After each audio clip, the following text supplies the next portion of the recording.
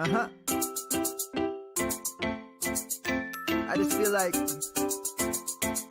I've been around the block, ripping up fantasy stock, working around the clock. Look at the view from the top. Researching rookies a lot? No, I just be listening to pods. Yeah, one in particular, I'm just a messenger. Let me just pass on the rock. Browning, brunning, pruning, pronouncing ain't what he's doing. What he's doing is not losing, but infusing you with new things. And there's Dennis the Bennett, yeah. The man is a menace, yeah. Building a dynasty, some of the finest things. Promise you, you won't regret it. Sly as a fox, cultured in pop. Give him his props. Here is a thought, here is a box. And you cannot compare them at all, so don't even try. Careful with the news, but when you use a take, I take up Tony Fire. I mean Dyer, because anyone else is a huge mistake. Whoa, fantasy round table, fantasy round table. Yeah. Fantasy round table, come take a look at the crown, baby. Hey, fantasy round table, fantasy round table. Woo. Fantasy round table, come take a look at the crown, baby. Go.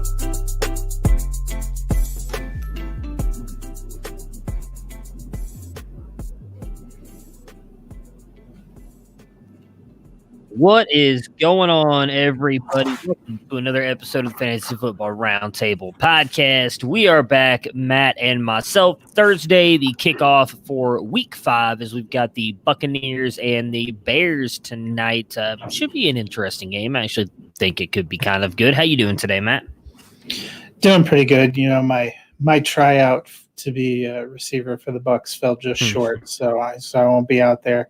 But neither will anybody else, pretty much, that we recognize. So we got that going for us.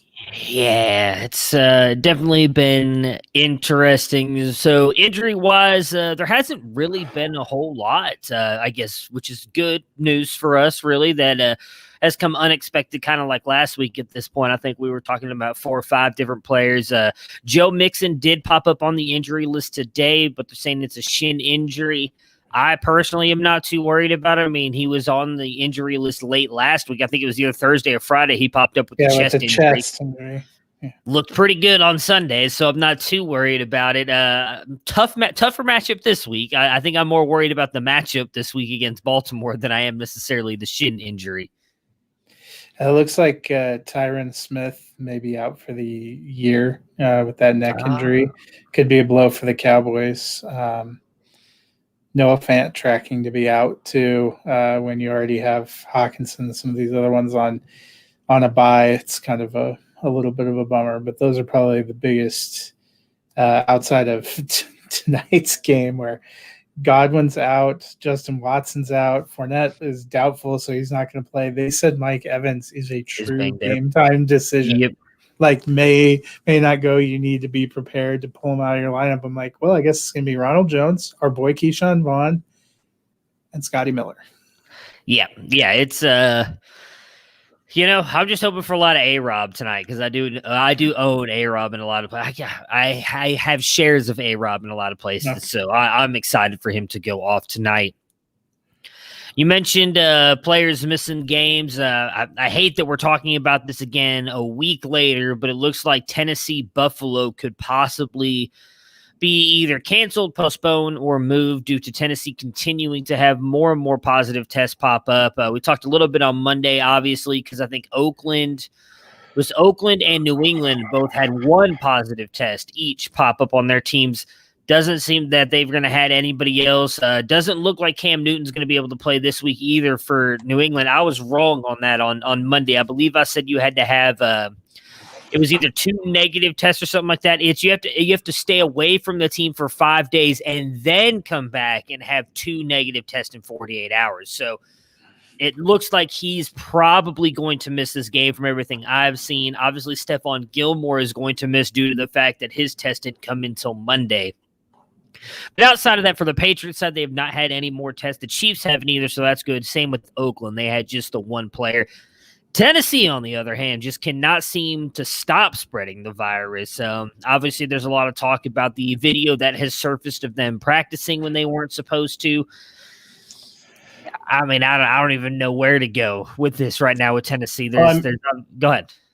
The NFL warned people, so they could move for the Buffalo game. Buffalo is supposed to play a Thursday night game in Week 6, so that would kind of be a domino of moves.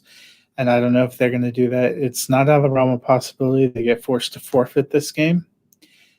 But I think there's every possibility that the team is going to lose a draft pick.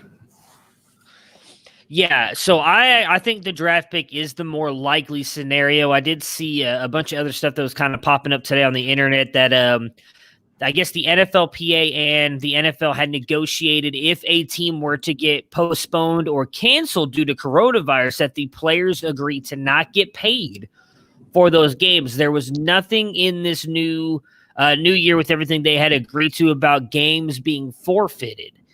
So I think the players would fight to get paid on that. So I think the NFL will use that as a last-ditch effort. I think they don't want to have to go through a whole legal fight of having to pay these players for forfeiting a game, because Buffalo and Tennessee would both have to then get paid if they forfeited the game because of that. So it'll be interesting, I guess. Obviously, excuse me. I am hoping that doesn't happen as someone who has a few shares of Josh Allen, Stephon Diggs, Devin Singletary. Surprisingly, don't own any Tennessee Titans anywhere, which I did not realize until all this started going down last week. But I do have quite a few shares of Buffalo Bills players.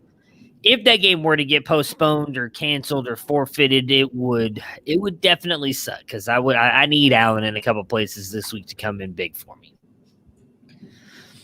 You have any other thoughts on that? I mean, it's just, I don't even know what to say. I find it very weird that it's just, I also don't want to say it's just because they had that practice. I mean, I guess it could be, but it is weird to me that it really seems to be Tennessee's the only team that is struggling with this. We have not seen any sort of breakout anywhere else. Well, and you have to wonder, too, how much worse their breakout got because they apparently were continuing to gather and meet. I mean, that's why they want you. It's annoying to have your facilities closed, to be told not to be gathering. We saw over the summer that some teams were pretty brazen about it. The team that's playing tonight, Brady and the Buccaneers, met many times to do their own individual workouts, like basically saying, hey, we're going to carry on and do business as usual. I get it. These guys are competitive. They want to win. But they set these protocols up for a reason. They have been largely working. It makes more sense now why it's gotten so bad with Tennessee and spread in so many of these groups. I mean, they're literally going to be that worst case, Fortunately, A.J. Brown's been injured, probably hasn't been able to take part in these workouts because they effectively wiped out their wide receiver group, and that's that they've talked about. They've wiped out whole units on defense where they are missing key people and now have no depth. So it's going to be a challenge, even, if they are allowed to get on the field. You don't peel out 24 players off of a 53-man roster and a 16-man practice squad and just be thinking, we're good to go. Yeah, I think that's the other issue for me that I think nobody's talking about. And I don't want to say that it's fair or unfair for the Titans, because I also don't think that you can say, obviously not every single player was there and part of the practices that we saw videotaped, and some of them may not even been there and got positive tests due to just who they were in contact with, who may have showed up to that practice. So I don't know if it's fair to say they deserve this. I mean, I guess that's not a politically correct way, but I don't think anybody deserves to get corona. It's obviously not can be a very serious illness for certain people, but that depth thing is a huge deal. I mean, if they are forced to play Sunday at 1 because the game hasn't technically been moved yet, or if it goes to a Saturday game, a Monday or Tuesday game, forcing the Bills Thursday game to go to Saturday, like, you're affecting the Bills in a big way there too, having to play short window games. Now, granted, that's pretty much the same time as anybody who does the same thing, a Thursday through, or a Monday to a Monday night game to like a Sunday night game the next week, or Thursday night. I don't think anybody really plays Monday night and a Thursday night, but we've seen it happen before. Sucks for Buffalo, but for Tennessee, if they are forced to play this game against Buffalo, as you just mentioned, that's a lot of key players out. They don't necessarily have the depth, so that could be a big thing. Well, it's not going to affect many fantasy players, I mean, off the top of my head, the only two that I could think of I know maybe rostered would be Corey Davis and Adam Humphries, unless you have obviously some of the IDP players, but I don't even think any of the big name IDP guys were out. No, I don't think it's too bad. The area that makes me wonder a little bit, so this is the first week, tonight's game, where the Thursday night game isn't just on NFL Network, but actually moves to that Fox NFL package that they paid a ton for and Amazon paid a ton for. Fox is also one of the networks that has World Series games that are about to be going on and baseball playoffs, and also some premier college football package games. I don't know how they're going to feel about getting their NFL game dumped to Saturday, which is also not a huge viewership night. So, I mean, there's some things there too where, you know, there is a bottom line that they're going to be looking at a little bit. And in a season where you're not getting fans and that kind of revenue, your TV money becomes an even bigger deal. So that's why, you know, you have to wonder if they're serious and the Tennessee Titans are in such a bad shape that they can't go till Tuesday night, or you're not even sure if they can go on Tuesday night, and you now have 2 weeks of Buffalo hanging in the balance. We've already seen massive shade thrown by several Steelers at the Titans and their irresponsibility and how it's affected them. You're talking about having this another team and another two teams, you know, because Buffalo's not playing that game in a vacuum. They may actually end up forcing them to forfeit a game. Yeah.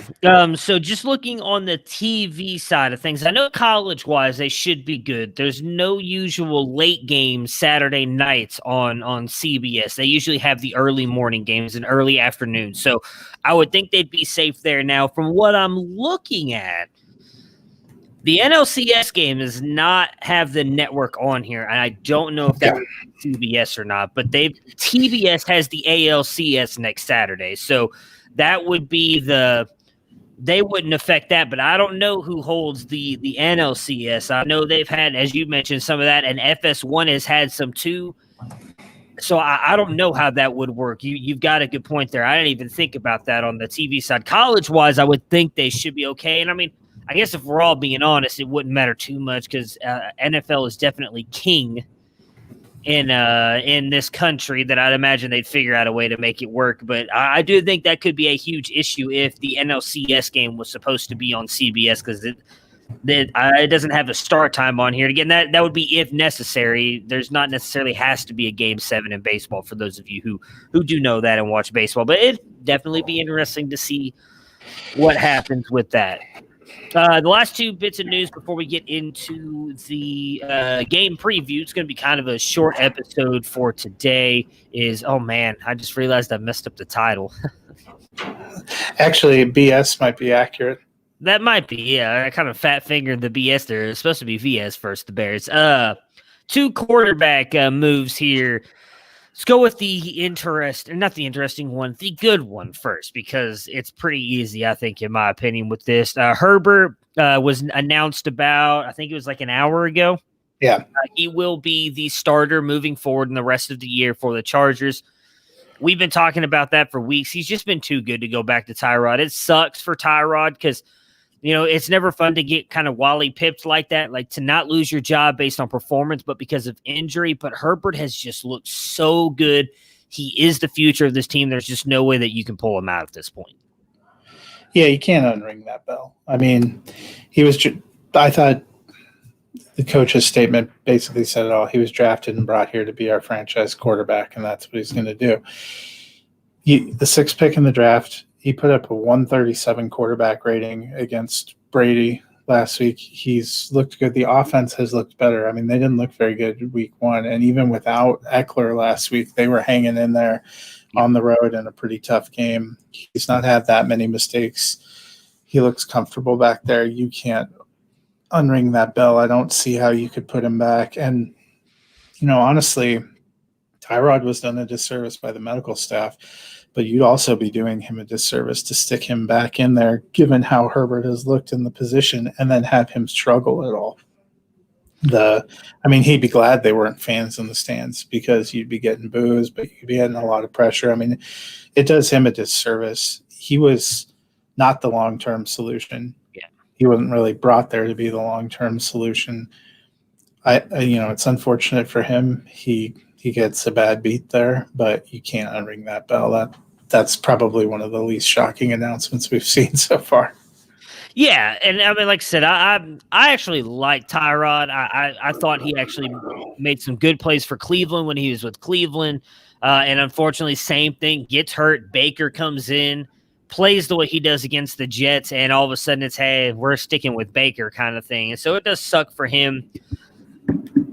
But if Herbert wasn't looking as good as he was looking, I don't think this would be as big as an issue as some of the people like we've been talking about for the past few weeks. Like, I'm not trying to be a dick, but he's looked amazing. There's no reason for him not to be out there. So I'm excited to continue watching him. I posted that trade I made back in January for him because of how much I believed in him, giving up Carson Wentz to go get him in a super flex league. Because, I just think this kid's going to be gangbusters moving forward. I'm excited for him.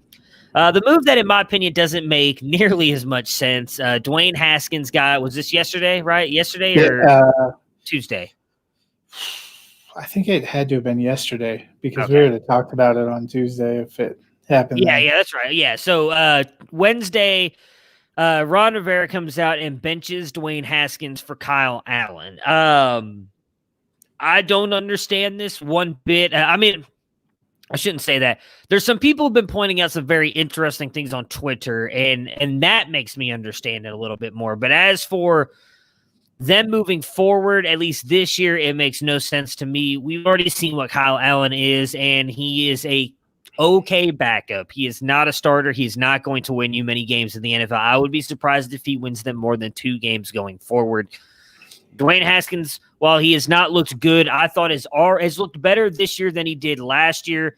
He was a guy who started 1 year in college. He's a young player. He's very much, in my opinion, like Baker, kind of been jerked around now for a year and a half, and you needed to try and give him a chance to kind of get his feet under him. They're not doing that. I think he's very much been rosened at this point. I can't imagine he's going to get the starting job back ever in Washington unless Allen gets hurt.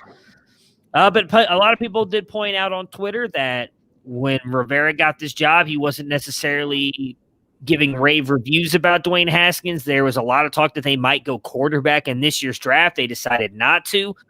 So a lot of people have been saying that the writing's kind of been on the wall that Rivera didn't want anything to do with Haskins. It was more of him appeasing my guy. Why did his name just leave my head? Dan Snyder. Yeah. Just trying to appease Dan Snyder because of the connection between Haskins going to high school with, I believe, someone in Dan Snyder's family or the same high school, something like that. There was a reason Dan Snyder wanted Haskins. All in all, regardless of if that is the truth, I still think it's stupid. I don't understand it one bit, but that's just me. I know people will think that's Buckeye bias, but I'm not saying Haskins is a top 5 quarterback in the league. I do think he has top 15 potential. I think he could easily be a middle tier quarterback in this league. I just don't think he's going to get that shot now. Yeah. So I had a few thoughts, in my, at the top of the Thursday night preview article, I wrote about this a little bit. There's a few things.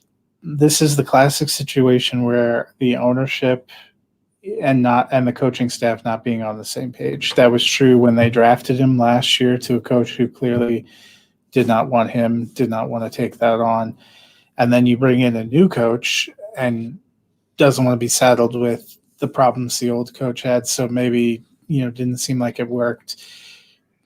So Haskins may be an unfortunate victim a little bit in some of that, but also couple of things from the coaching standpoint that don't make sense to me is it all came out before Sunday that Rivera had told Haskins if he didn't play better, he was out. I thought, based on the numbers and the things that I saw, it looked like he was better in week 4. It was arguably his best week against a very tough team in Baltimore. So that doesn't make sense. Did you set the bar of him having to be Patrick Mahomes against Baltimore? Because that wasn't going to happen in 1 week. It looked like he made some progress. The passing offense looked a little bit better. So that was a little bit curious. And also, based on Rivera's comments, it feels like he's feeling pressure or putting pressure that they have to win the division. I did not see many analysts who came into this season thinking they even had a shot at the playoffs, much less that they had to be. This isn't a Dan Quinn in Atlanta situation where you got to win or you're out. This was a rebuilding project that most people seem to feel was going to take years. I know I did. I thought that they would look better, but still be a 4 or 5 win team. So the kind of urgency, and then, our friend Tony and I have blasted this out there. If you're going to make the change, why is it Kyle Allen and not Alex Smith? Yeah. Yeah. I mean, I would think for me, just based on what you just talked about with the Rivera thing, I feel like the decision was already made when he made that announcement. It was just him preparing all of us for that, because you're right. I did not watch all of that game. I had a red zone up. I was obviously focusing more on the Cowboys-Browns game due to my love for the Browns, but I had that game up here and there, and I was watching it, and Haskins made a lot of good throws. He did not look bad in that game against what is one of the better defenses in the league. So you cannot tell me after having a game like that where he did not turn the ball over like he had against Cleveland, that all of a sudden he just had just shown you enough already. 4 games in the year, he's shown you enough that he can't be a franchise quarterback, and he's just done. Like it makes absolutely no sense to me. I said, we kind of go ahead. 32 of 45, 314 yards, no TDs, no interceptions. He ran the ball 3 times for 3 yards, getting a touchdown. So, a game where he throws for 300 yards, a pretty decent percentage, and doesn't turn the ball over. And that's when he gets yanked against a good defense. And that's where he gets yanked. That's, to me, that is probably what you said. He had determined that he was going to pull him, in which case, why didn't you pull him last week? Yeah. Or did you think he would look terrible?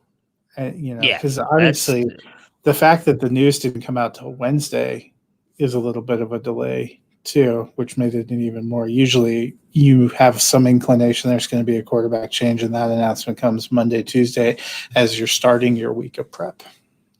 Yeah, it's just, and I said, I like Rivera a lot, but this is just really kind of, I don't know. I mean, I've never been a big Washington football fan anyways, but this has just completely turned me off of that organization. I mean, as someone who does not like the Cowboys as much as I do, I am rooting for the Cowboys to beat their ass every time they play them. Like, it's just, I feel bad more for Haskins than anything else. I've said on here, I know it's probably been maybe off season. The 3 of us kind of got into that little bit of an argument about Josh Rosen, because I don't necessarily think he's as good. Not that you and Dennis think he's a world beater or anything, but you guys think he's got a little bit more skill than what he's been able to show, and I don't think he's quite as good. Even I think he's been screwed over in the NFL so far, and it's, I think, a little bit unfair to a couple of these guys who just get screwed over like this. It's not. It sucks to see, in all honesty, to never be given their shot. We're never going to know how good these guys really could be, in my opinion. The only thing, that might color this situation, I think, differently is if we hear something happened that causes, because it feels like the timing was a little weird. And also the fact he didn't just get knocked out of being the starter. He was promoted to 3rd string, and there's talk he won't even be active on game day. That feels like something bigger. And, Rivera, sleeping with the coach's wife kind of thing bigger? What are we talking about? Well, I mean, I don't think that, but maybe like something between teammates or something that showed a complete lack of respect. Rivera is a pretty classy guy. He's not going to air public grievances, which is partially why I was surprised it kind of came out that he told him his days were numbered before that game. That didn't seem like a typical kind of thing that would leak out. And so I'm curious to see if we learn more, because something about it just, I don't know if it's just that it's shocking or it just doesn't sit right. Yeah, it's a weird thing all around. All right, so on to the game for tonight. We have got the Tampa Bay Buccaneers and the Chicago Bears. Can't remember what the exact stat was. I'm pretty sure I'm going to remember this correctly. It's the first time that two Super Bowl winners who have faced off in a Super Bowl playing each other again in the regular season, both being on different teams, if I'm remembering reading that correctly. So I guess that'll be interesting. Maybe I think that's why Chicago went to Nick Foles when they did, because they just, wanted to have old Big Dick Nick against Tom Brady again after the magic he showed in that playoff run for the Eagles. Let's start on the Buccaneers side. As you mentioned, we already know Godwin is out. Fournette is out. Who else? Well, he's doubtful, so I'm assuming he'll be out. Yeah, I don't think inactives. Who needs him after seeing how well the other ones did? Yeah. But there's a shot that, or not a shot. My God, I cannot think at the moment. Mike Evans is hurt. He is the game time decision. I do think he's going to play, but he's hurt. So there's a realistic shot he's not going to be as good. What are you doing here at the wide receiver position? I was trying to get our rankings to pull up, but they. Oh, yeah, I have them up. Is that what you're looking here? Yeah, I was just, where do we have consensus-wise Mike Evans and Scotty Miller right now? Okay, let me look. I had it at quarterback. I put the thing in there for you. So I'm pretty sure Evans, I had him really high. I didn't realize. So I had him at 8. You had him at 15. Our consensus is 13. Gotcha. And then Miller, he's going to be down here a little bit. Consensus on Miller was 39. I had him at 36. You had him at 48. If Evans can't go, I would definitely pull him up into the wide receiver 2 range, but he's not Mike Evans. So it's not to me a 1-for-1 production. What I'm most interested in is there's been a lot of talk today that we're going to get to see our first real run of Tyler Johnson, who I know is somebody you liked as a potential college prospect. Yeah. He's been a little buried on their depth chart. But it'll be interesting to see if he does get some run and what he looks like, what he can do. If Evans is gone, I mean, Johnson could end up being the starter out there opposite Miller. I also think they'll run a lot of 12 personnel. And, they don't have a ton of running backs right now either because McCoy is out, Fournette out. We should see a healthy dose of Keyshawn Vaughn. So that's kind of exciting. Some of our rookie futures here on this squad are coming back to life. Yeah, so I'm with you. Obviously, it's going to be kind of hard to know. It's something you're going to have to watch. We'll find out before game time, I'm sure, how beat up Mike Evans is. I think if you own Scotty Miller, he's a worthy flex tonight. Chicago hasn't exactly been the best team against the pass, although I'm not expecting it to be a shootout. But those two have shown a pretty good connection so far this season. He had the nice long touchdown last week. I know you were talking about on Monday's show. They seem to be going to him deep down the field as well. So he's a guy, if you've got Miller, I'd fire him up, although he is beat up as well. I think on hip and groin.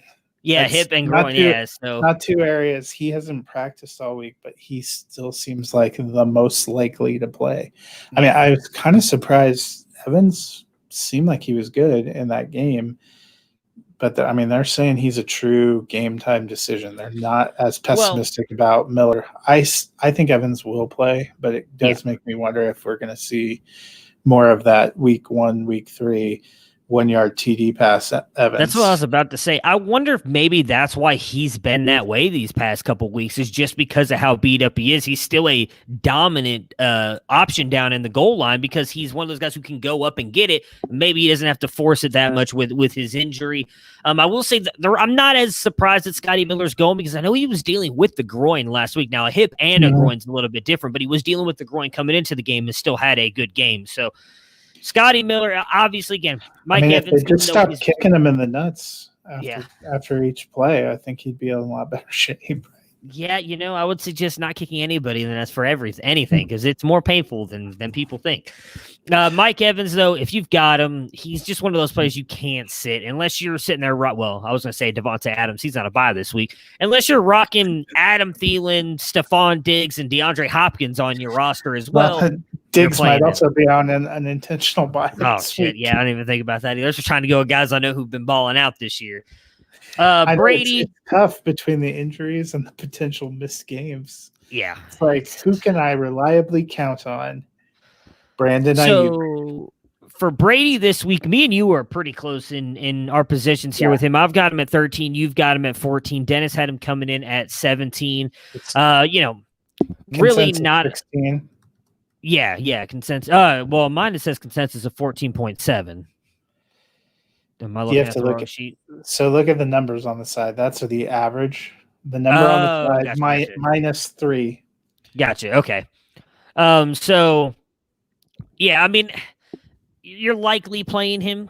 I'm not too worried about it. He showed obviously last week, even though he got off to the slow start, he ended up coming through for you. I'm fine with Brady tonight. I think he's going to be just fine again. Chicago's got a decent defense. I'm sure Mac is going to cause some issues at time. Brady not the most athletic back there anymore, but in the end, I think you'll be fine. He's probably going to get you 2, maybe 3 touchdowns. I don't see him getting a bunch of turnovers. So, no, but Foles. Yeah, well, we'll get to Foles in a minute, but yeah, I'm not playing Foles either. On the running back side, this will be the interesting one. So as you mentioned, McCoy out, Fournette likely out. He's not been ruled out yet, but neither one of us are expecting him to play. That leaves Rojo and Keyshawn Vaughn. Now, Vaughn looked a lot better than Rojo has looked in the receiving game last week. Caught the 1 touchdown, looked good on a couple of the other catches last week. I think, did he have 1 or 2 touchdowns? I know he had the 1. Our friend Dennis is in love with Keyshawn Vaughn. He has ranked at running back 11. So here's the thing. I'm actually kind of coming around on him too. I'm seriously debating about putting Vaughn in over Rojo in a league that I own both of them. Vaughn is a really good runner. I mean, I've talked about him before on here. I did his draft profile for the Dynasty Nerds. I had him as my number 5th running back coming out of this class. I think Dynasty Nerds, they do a bunch of great guys in there. Jared and Garrett, both who were college football players, study a lot of film. Nick as well, who I know, we've had him on the show with us. They broke down a lot of these guys, and Vaughn, with his film score, came in as like a top 5 or 6 running back for them as well. He's immensely talented. I think part of the reason he is not shown up was because he's just kind of been buried on that depth chart. I don't remember where I had him, but that was also because I did not think Fournette was going to be out as when I ranked him as low as I did. I was trying to pull him. So I put him at 44. And that was not knowing that Fournette would be out. Now, I don't know if I'd have him at 11, which Dennis is chiming in now here, said that may very well be a mistake. So, which it makes sense. I mean, but I wouldn't have him. I might jump him up into the 20. I think you could get a lot of work tonight. I haven't decided yet. I may just flip a coin, but I think if I had to choose between Rojo or Vaughn, I might go Vaughn here tonight. What are you thinking? I'm still playing Jones as the primary. I mean, I think he's going to get a lion's share of the carries. Vaughn will,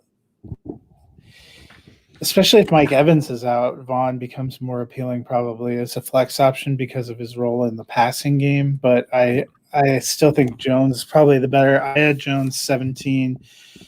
I had Vaughn down at 42. I would probably bring Vaughn up into the higher RB3 range.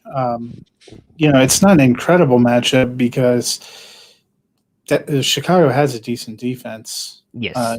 Decent front and decent linebackers and secondary. But, I like his ability. I just don't think, to really go high RB2 or even into the RB1 territory, you'd have to think, in my opinion, that Vaughn was going to get a majority of the carries, and nothing we've seen suggests that. Yeah, so I was trying to remember who it was because I talked about this when we talked about the Bears. Who did they play, and why can I not think of it now? As we talked about it recently, the one way that I think may have been the Giants, but I don't want to make that comparison. The one way I think you beat the Bears with the way that their defense is with the screen game, and I just don't see Ronald Jones being a huge part of it. He just doesn't look comfortable catching the ball, which sucks because I do like Rojo. What's going on, Bryson? But that's where I could see Vaughn coming through, and I think it's one of those things where if he starts playing well, we've seen that if him and Brady start getting into a groove early, they're going to keep him out there because that's what Brady wants. So I agree with you. Rojo's probably the guy, but And I mean, don't listen to me because I tend to get cute, and that's why I lose so many games. But I think I'm going Vaughn tonight. I think Vaughn has a big game. I think this could be his big breakout party today, especially because you mentioned, even if Evans plays, we know he's beat up. OJ Howard's out now with the Achilles tear, which I could see Gronk stepping up. I mean, Cameron Brate had the touchdown last week as well. They've got 2 tight ends, but adding a guy like Vaughn who can catch the ball out of the backfield, a la a James White, Rex Burkhead, who I think is a little bit more athletic or right on the same athleticism level as James White, more athletic than Rex Burkhead, could be very interesting here for the Buccaneers. That's right. For me, I kind of like Vaughn as maybe a better option than Brate. Gotcha. Okay. Brate's got the potential, at the goal line, but I think you're right. Like they're going to do some screen passes. They're going to try to get some, and I wouldn't be surprised if we see, given their wide receiver situation, if we see both running backs on the field at the same time and they split Vaughn out, somewhat similar to what we've seen with Cleveland, sometimes splitting Hunt out, or Denver did that with Gordon and Lindsey in the one game they played where Lindsey split out. I mean, that can be a pretty effective matchup. Because then you have to pull a linebacker off on one of those guys, and if they get a linebacker who's not good in coverage and Vaughn gets past them, it's lights out right there. Before we move on to the Bears side here, Dennis has sent in a couple Thrive fantasy bets for us. So Brady, 260.5 yards, over or under. That's a tough one. That's really close. I think I'm going to go under as well. 24.5 completions. I think I'm going to go under on that too, since I'm going under on the yardage. I might go. I think it might be some dink and dunk passing. Yeah, because I'm trying to look. He had 5 touchdowns and completed a lot last week, but I don't think it was for huge a bunch of yardage. I'm going to pull it up. But while you're pulling that up, Rojo, 60.5 rush yards. I'm going to go under. Their defense is good against the run. They've got a really good front seven. I like Rojo, but he's got to have like the whole spread for him, like the Red Sea, for him to get through it. And I just don't see that happening tonight. So I'm going to go under. I was wrong. Brady completed 30 for 369 yards last week. I'm still going to go under and over. I'm hedging my bets. For Jones, I'm going to go over. I think he'll get to around 70 yards. I mean, he may not have an incredible game, but I think they're going to need the run a lot more because you don't have the weapons. Yeah. Evans, 70.5 yards. This one's an easy under for me. I'm going under too. Yeah, with him banged up. This could very well be a 3 reception for 30 yards and 2 touchdowns Mike Evans game. Yeah, exactly. Gronk, 35.5 yards and 0.5 on the touchdowns. I'm going over on the touchdown for sure. I think he scores tonight. I think he's been being worked into the offense more and more ever since they made the comments about him just being a blocker. He's all of a sudden been involved in the offense a lot more. 35 yards, though. I'm not sure how much they throw the ball to him. I think it's probably going to be over. I'm going to go over, but 35's close for me. The 35.5 yards is close for me. What about you? I'm going to go over on both. I think 50 yards and a touchdown. Maybe 5 or 6 receptions. I get what people are saying. They're going to run 12. We should be firing up all the Cameron Brate. I agree. They're going to run 12. I think Brady's going to go back to his boy. He needs some Gronkowski. So we saw in that Denver game, they were starting to build some chemistry and stuff. They just haven't always needed him, and they've needed some blocking. I think here they might need him, and they might need him to make an impact. On the Bears side, we have Nick Foles coming in at 25. Me and you both have him at 25 and Dennis at 26. So obviously, unless you're in a super flex, you're kind of avoiding him. He has not looked good. I know some people disagree with this. I felt like even though Mitch Trubisky didn't look great, in my opinion, he's looked better outside of the offense kind of stalling in that first drive. And then, I know Nick Foles came in and ended up winning him the game, but he didn't necessarily play great in that either. They're not going to go back to Trubisky, though, unless Foles gets hurt. I think it's a wash now at this point. You kind of have to avoid both of them. Yeah. Let's see here. For the running backs, this is interesting. I am much higher on David Montgomery, and I'm going to admit that I did not do very good research before this, and I'll explain why. I have Montgomery at 14. You have him at 20. Dennis has him at 26. Now, for me, that was mostly due to the fact that Tariq Cohen has been out, and he's been getting over 80% of the workload in that backfield. And I was like, okay, he's going to get that. We saw him get more catches last week. I'm kind of getting more and more. I looked at it, though. I didn't realize how much Cordero Patterson was getting involved in the backfield, and that worries me a little bit. Also, Tampa Bay has a really good rush defense. That's what I was going to get to. That's why I dropped him down. Was not because of Cordero Patterson, but because it's not a great front. The way I looked at it is like, all right, he's going to get all the work most of the work in the rushing game, and he's getting the passing work as well. So I was like, okay, he's going to put up good points. And, even though he didn't have great stats last week, he broke off a couple big runs, and they did only have him run the ball 10 times last week in a close game, which makes no sense to me whatsoever. It goes back to Matt Nagy, I think, being an idiot. Then I looked at it, and I was like, oh, wait a minute. So Tampa Bay's defense right now is allowing 2.7 yards a rush. David Montgomery is getting only 2.7 yards a rush, and I'm like, yeah, Tampa Bay's defense is going to probably drop that to like a 1.3 yard rush for David Montgomery because Chicago's offensive line is trash. So I'm probably going to be a little bit wrong on David Montgomery. I do think that with the game, I do think it's going to be a competitive game for the most part. If they continue to get him involved in the passing game, which we did see more of last week, 14 might be a little bit high, but I still think he comes in as a RB2 this week if they can get him involved, especially if he scores that touchdown. He has the ability. He was a good receiver in college.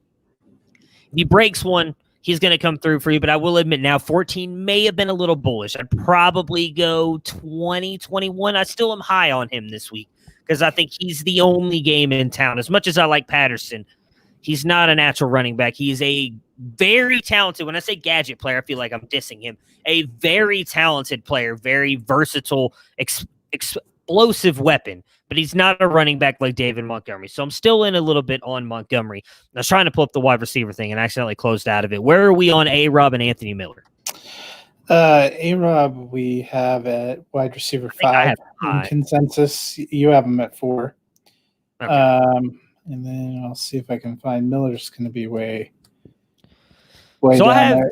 While you're looking up Anthony Miller, I'm high. I did not know how high you guys were on A-Rob. Again, if you guys haven't heard us talk about it, we all do our ranks separately. None of us see each other rank them. So for me, it was more of him and Foles, even though Foles hasn't looked great. And even though it really kind of came down to the last couple of drives there last week, those two have had a connection. A-Rob's by far their best weapon on the outside.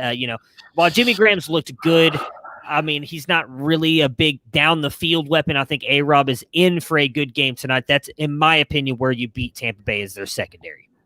Miller, we have at receiver 61. Okay. You have him at 54. I had him at 59. But in terms of consensus, Dennis didn't have him ranked. With everybody. No, Dennis has him ranked at 55. Ricky didn't? Some of us have receivers in other places gotcha. that you don't have that kind of pop him up. So he's pretty far down there for us. And I think it's just because, there's an argument to be made that Mooney has been the best number 2 receiver for Chicago. He's banged up, though. I don't know if he's going to go. Robinson feels like the safest. Foles didn't look good at all as a passer last week. And Tampa Bay has an excellent secondary. So this isn't a great matchup. It's hard to feel good about 2 receivers busting out. I mean, that's kind of where I hope you're right about Montgomery, and that he can get some good passing work because they signed Lamar Miller a couple weeks ago, and he's probably not been ready to go. But I think if Montgomery can't get going and take more advantage of this kind of thing, you're going to see other guys start to work in. So, he needs to pick it up. Robinson feels like the safest because, we saw last week he was having a dud game until the final drive when they were down. Yeah. And, all of a sudden over 100 yards and a touchdown. So he's got that kind of explosive, and he's their best weapon. He is going to have the best coverage. And we saw them do with their top corner, the Buccaneers be able to kind of shut down Michael Thomas and shut down some other talents, but you got to kind of bank on that, I think. And then the other passing piece I liked was Jimmy Graham. Yeah. So I got it back up here. So I have Graham at 10. You have him at 11. Dennis at 13. So we're all playing Graham. He's, especially down in the red zone, is definitely a guy they're looking for. I think obviously having Foles has helped him out some. Graham's a guy that I'm playing. A-Rob, I think the one thing I would say on A-Rob when you're talking about the matchups there, A-Rob seems to be matchup proof, and even almost for the most part quarterback proof. Like we've talked about it before, we talked about it in the offseason. If only that guy could get a quarterback, man, how good he'd be. It's sad. I'm honestly at a Blake Bortles might be the best quarterback he's had in his career. No, and that's so sad to say. Like, I was thinking about this earlier today when I knew this game was on, and it sucks to think that the Bears are 3-1, right? 3-1? Yeah, 3-1. Like, part of me wants them to just bomb the rest of the season and end up with like the second or third pick. Because if they could get a Justin Fields or Trey Lance, like the amount of praising and like praying to God A-Rob owners will be doing if they end up there to get one of those quarterbacks, because I think A-Rob, would be an absolute stud with having a quarterback like that. Before we pick the game and get out of here really quick, the Thrive Bets Dennis sent us on this game, or on this side. So Montgomery, 77.5 total yards. I am going over. I am expecting a big game from Montgomery tonight. So maybe just me putting it out into the ether because I need him to have a good game, but I'm hoping. So I'm going to go over. I'm going to go slight over too. I mean, he's got to hit like 80 or 85 yards or else we need to start wondering what they're going to do. Yeah. Yeah, I think his job's not safe either, which is funny because I was offered in my main dynasty league where I lost Chubb and Barkley. The Montgomery owner has him, but he's got like 3 other running backs. So he's like, okay, I'll give him to you for like a first-round pick. And I thought about it. I was like, man, I really don't want to do that because I don't want Montgomery. So I could honestly see him not being even the guy next year. And then when I told him this morning, I was like, yeah, I guess I'll do it. And he's like, well, now I need a first and a second. I'm like, all right, cool, I'm out. That ain't happening anymore. So yeah, I know. That's what I said. But I pulled off an even better trade. And if my laptop doesn't die because it's at like 5% before then, I'll tell you what that trade is. A-Rob, 80.5 receiving yards. I am going over on this as well. I think A-Rob and Montgomery are going to be the ones that carry this Bears team tonight. Yeah, I'll go over. And then Jimmy Graham, 40.5 receiving yards. I'm actually going to go under here because I think he's going to get red zone looks, but I don't think he does much like in between the 20s. I think he's going to be a stud in the red zone tonight, but not do much yardage wise. I can see him getting 45 yards, so I'm going to go over. All right. Who are you picking to win this game? Old man Tom Brady. As am I. So a couple news notes really quick before we get out of here that have just popped up. Lamar Jackson, who missed practice. This one I forgot to bring up. He got a knee injury. They're saying he's going to be fine. Was now reported today that he's also dealing with some kind of illness, and that has not been reported what kind of illness. So Lamar Jackson may be in doubt for Sunday. Cam Akers, my brother from another mother, Sean McVay, just came out and said he is on his way to playing Sunday. So that'll be even more fun for the Rams backfield. And Henry Ruggs has practiced today in full. Looks like he will be good to go as well for the Raiders on Sunday. So, last thing. We talked about it a little bit, but wanted to get your thoughts real quick. So, this trade, Preston Williams and a first-round pick for Deontay Johnson and Damian Harris. I have a feeling it's going to get vetoed because, unfortunately, as I mentioned, this is a league I play with that are dinosaurs and they have to vote on trades. I feel like they're going to veto it, but if it doesn't go through, I like my side. I would be getting Deontay and Damian. Yeah, it's okay. I mean, in your situation, you really have to have a running back to be able to, to stay in the playoff line. I don't know if I feel like you got the best side. Well, I have 2 first-round picks, so I'm giving up mine, which I'm hoping is going to be in the 10 to 12 range. So I still have one that right now looks like it's going to be bottom 5, so I'm getting in my value there. There was a second-round pick in there. I was able to convince him not to take that, so I got to at least keep my second-round pick. But it's better than the trade that I was offered, which was to give up James Robinson and Justin Herbert for Devontae Parker and a second-round pick. Yeah, I would say near that as well. I looked at it and I'm like, that ain't happening. Oh, I'm not sure James Robinson is worth a first, but I'm sure that anyone that's selling him is getting a first. Oh, yeah. I can't remember what was the one that was just offered to me in our Devi League that we're in, Devi League 1. Someone offered me a just horrendous trade. I was like, yeah, that ain't happening. It was, oh, man, who was it? It was for me to give away Chubb, which I get he's on the IR, but it was like I was getting like 2 like running back threes, and I was like, no, like, why? Plus, it's a dynasty league. Yeah, I was like, he's on the short-term IR. I'm 2-2. Like, I'm not even out of this yet. You want to give me, and it wasn't even like good running backs either. I was like, no, decline. But yeah, no, I don't want to give up Preston Williams. You guys know, Dennis and Jared, when we did our combine episode, they were really high on him, turned me on to him. I really like Williams. I do think Deontay Johnson can be close to as good as that. Yeah, it's giving up the first, but I've also been all over the Damian Harris train for a while now. If he can become New England's guy, which I know is asking a lot with the way New England handles their running back situation, but if he becomes the guy, or if he's even close to being the guy, it's better than Giovanni Bernard, who is literally all I have left. It's Giovanni Bernard and Dontrell Hilliard. In your situation, you needed the running back. What worries me is Harris could look great and still not get a lion's share of the work week to week in New England. Oh, I agree. Yeah. Unless it's the resurrection of Curtis Martin, they're not. Yeah. They're not committing yet. My hope is they like to play the field.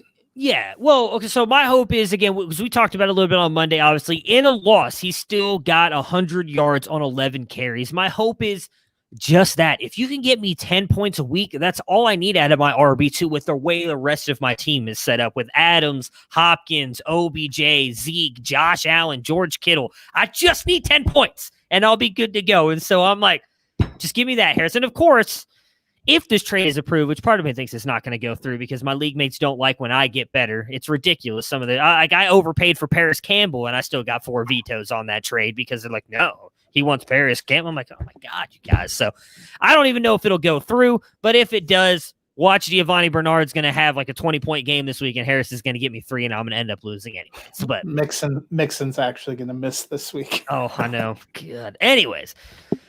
With all that being said, enjoy hopefully what I do think will be a good game tonight. I don't think it's going to be a bad game. Might be a little bit defensive struggle here at the beginning, but I think both offenses will get it going a little bit. Should be a good game. Me, Matt, and Dennis will be back tomorrow to recap this game and preview hopefully every single game that's supposed to be on the slate Sunday. Good luck to everybody if you have fantasy players going tonight. We will see you guys tomorrow.